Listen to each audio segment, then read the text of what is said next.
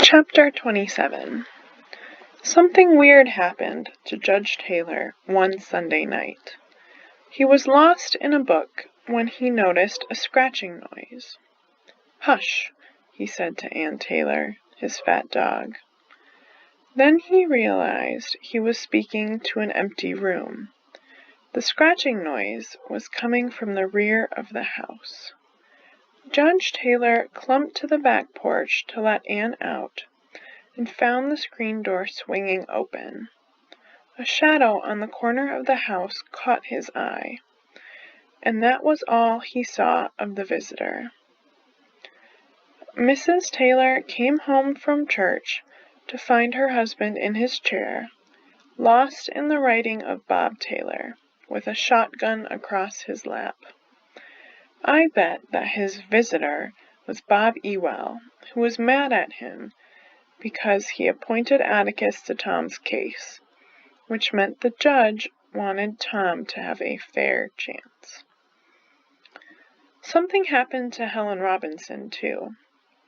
Mr. Link Dees, who had been Tom's boss, created a job for Helen because he felt so badly about what happened to Tom. Helen had to walk nearly a mile out of her way to work in order to avoid the Ewell place. The Ewells would swear at her if she tried to use the public road that ran past their house. When Link Dees realized that Helen was coming the long way to work, he asked her why. He got very mad and went to the Ewell house. He yelled out to Bob that he would have him arrested if he kept bothering Helen. But Bob kept annoying her. He would follow behind her, saying foul things, foul, evil things. Mr. Link Dees threatened again to have him arrested, and eventually he stopped bothering her. Halloween was approaching, and this year we were having a pageant. Mrs. Grace Merriweather had composed an original pageant, and I was going to be a ham.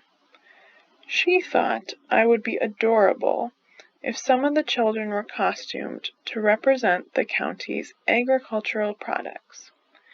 Cecil Jacobs would be dressed up to look like a cow. Agnes Boone would make a lovely butterbean. Another child would be a peanut, and on down the line. Our only duties, as far as I could gather from our 2 rehearsals, were to enter from stage left as Mrs. Merriweather identified us. When she called out, "Pork," that was my cue. A few hours before the pageant, I practiced my part for Calpurnia in the kitchen, and she said I was wonderful. I wanted to go across the street to show Miss Maudie, but Jem said she'd probably be at the pageant anyway. After that, it didn't matter whether they went or not. Jem said he would take me. Thus began our longest journey together.